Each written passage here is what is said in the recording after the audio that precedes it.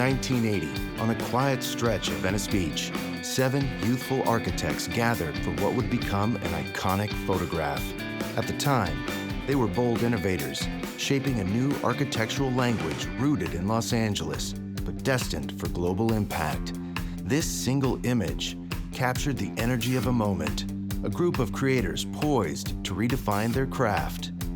45 years later, 4 members of that group reunite to reflect on their groundbreaking careers, the city they helped transform, and the enduring legacy of their work. Tom Main is a Pritzker Prize award-winning architect and co-founder of Morphosis, known for bold, unconventional buildings in cities across the globe. Eric Owen Moss is best known for transforming a stretch of Culver City into a neighborhood of wild, one-of-a-kind structures. Craig Hodges is a designer who blends architecture with pop culture and technology, co-founding the influential firm Hodgetts & Fung. Frederick Fisher has created many beloved spaces for museums, schools, and artists that feel welcoming and serene.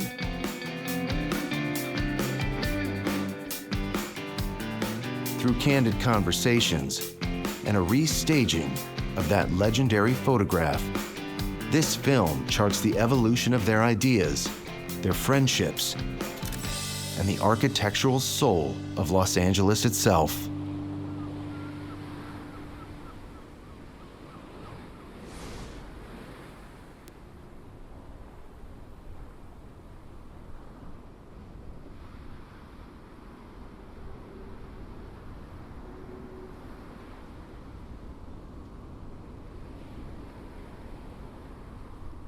There was a whole bunch of artists, Larry Bell, Fred Eversley, Eric Orr, and Jean-Michel Basquiat took up residence there for a while. Terrell. And they were there, and then Tony Bill was up the street producing movies, and Angelica Houston. The food culture. And the food culture. And Market Street, you had 72. Right. Market Street, which was this really amazing cafe. You know, Tom had done this, it was a bar, restaurant. Yeah. This guy wore a top hat as the doorman. And across the street was Tony Bill. Our building was right there, and just behind our building was Frank Gehry's Spiller House. Mm-hmm. For Jane Spiller. Yeah, for Jane Spiller. Yeah, and Doug Christmas opening his gallery. And Doug had an event one night. He brought Robert Rauschenberg to LA. It gave him his first show ever in LA. And in the middle of the street, there was a pile of posters on a card table. Mm-hmm.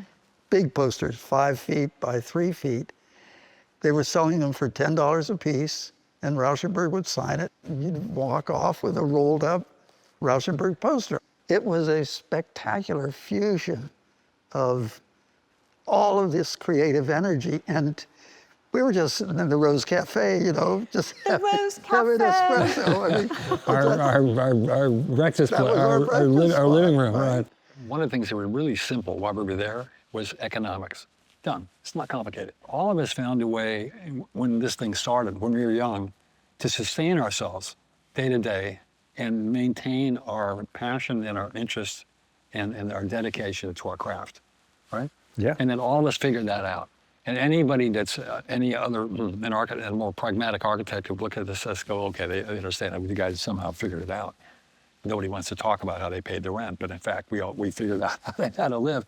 That allowed us to still maintain the primary part of our energy towards our creative work. When you're just starting out, you know, how are you going to make? You're going to drive the forklift. That's an option, but Ray provided that for a lot of us, myself included, at a time when, you know, working in the garage and what you could make teaching a class at SciArc and do a house remodel, you could scrape by, and at the time, ridiculously, afford to buy a house in Venice. You know, you have to remember that Venice had been kind of eviscerated down, and after the oil wells left, et cetera, there was nobody here.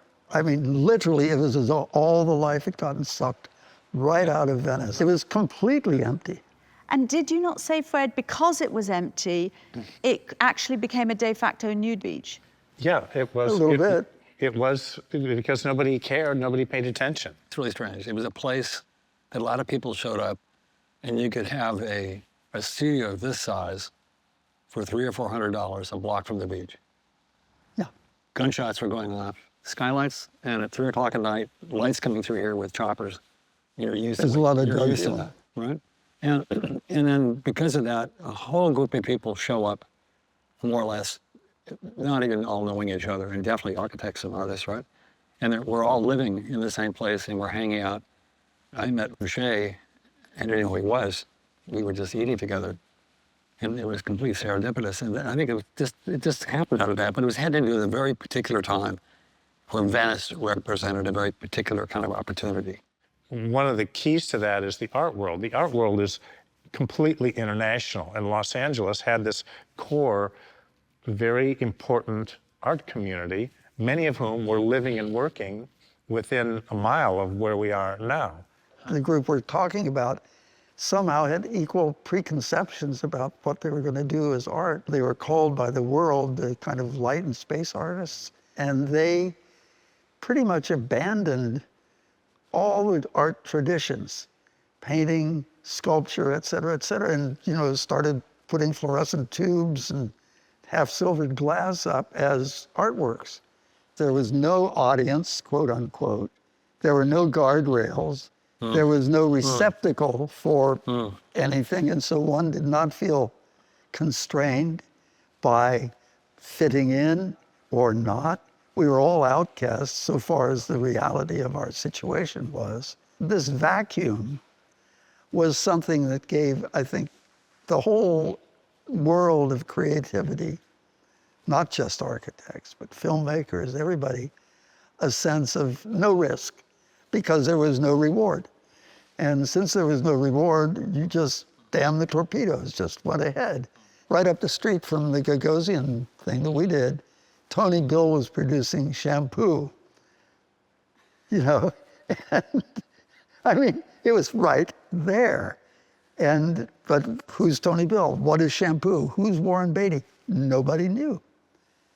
It was that fresh. Basquiat Oh yeah, he was living and working in our building. In your building. Fred Hoffman and Larry Gagosian and Doug Christmas were hosting him, and that was completely, it was not under the radar in that he was out at the clubs with Madonna. That's one level, but in terms of the local, I mean, I was riding my bike across, in front of that building, all the time. Had no idea what was going on there. But I did see, I was lucky enough to see that moment when Melinda Wyatt let the front of her studio off and create that piece, which is on the cover of Lawrence Wexler's book, Seeing is Forgetting, which is, a Bible to some of us. And that was completely under the radar. It was not announced, it was not formalized, but it was, as I understand it, was a way of educating the MoCA board about what space and light art was. And so this was a demonstration project, and I saw it innocently, which is the right way to discover Turrell or Irwin without narrative. Just you look at it and think, what is this? It was just the most surreal thing. I'll just articulate it a little if you don't mind. Please.